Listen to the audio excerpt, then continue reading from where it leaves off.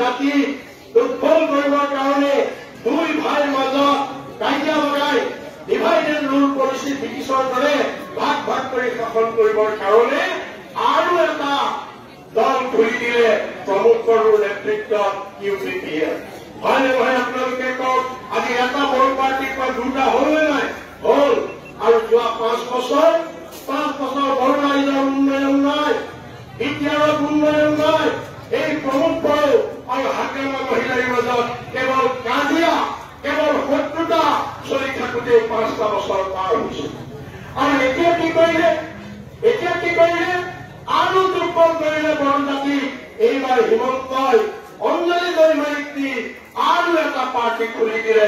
এতিয়া বড়ো ভাইৰ মাজত 3টা পাৰ্টি কৰি 3টা পাৰ্টিৰ মাজত ভাই ককাইৰ মাজত ভগ্নীৰ মাজত আজি কাজিয়া কৰি আজি বিটিআৰ হিমন্তই ধ্বংস কৰিছে। আৰু তেওঁ বিজেপিয়ে যাতে ইয়াৰ ফাইদালৈ শাসন কৰিব পাৰে তাৰ কাৰণে আজি তেওঁ এই 3 ভাগ কৰিছে। গতিকে তেওঁৰ এই ষড়যন্ত্ৰ আমি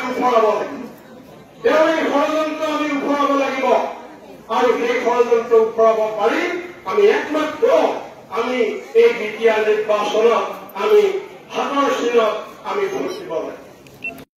হাগ্ৰামা মহিলাই বিজেপিৰ লগত আছিল, মাত্ৰ তেওঁ যেতিয়া CM নিদিলে তেওঁ তেতিয়া ওলাই আহিছে। কিন্তু এতিয়া কি কৈছে? এতিয়া হিমন্তইও কৈছে, হাগ্ৰামাইও কৈছে। কি কৈছে? যে আমি পৰিষদ গঠন কৰিবৰ কাৰণে আমি বিজেপিৰ সহায় ল'ম, আমি বিজেপিৰ সহায়ত পৰিষদ গঠন কৰিম। আৰু হিমন্তই কি কৈছে?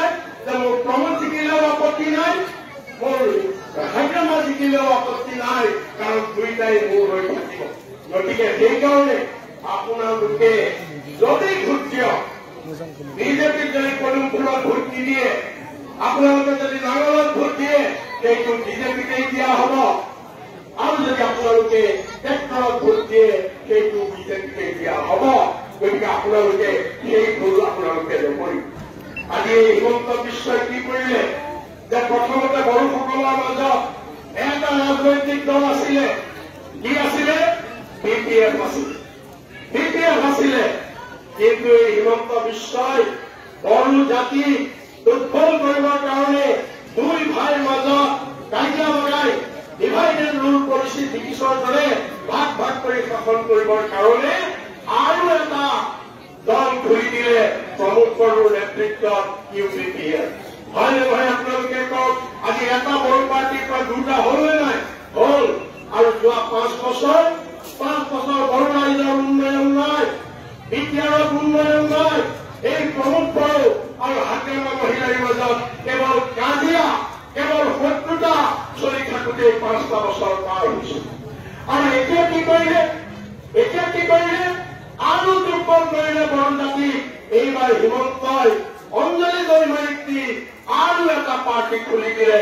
এতিয়া বড়ো ভাইৰ মাজত 3টা পাৰ্টি কৰি 3টা পাৰ্টিৰ মাজত ভাই ককাইৰ মাজত ভগ্নীৰ মাজত আজি কাজিয়া কৰি আজি বিটিআৰ হিমন্তই ধ্বংস কৰিছে। আৰু তেওঁ বিজেপিয়ে যাতে ইয়াৰ ফাইদালৈ শাসন কৰিব পাৰে তাৰ কাৰণে আজি তেওঁ এই 3 ভাগ কৰিছে। গতিকে তেওঁৰ এই ষড়যন্ত্ৰ আমি উফৰাব লাগিব, আৰু সেই ষড়যন্ত্ৰ উফৰাব পাৰি আমি একমাত্ৰ আমি এই বিটিআৰ নিৰ্বাচনত আমি হাতৰ চিনত আমি ভোট দিব লাগিব।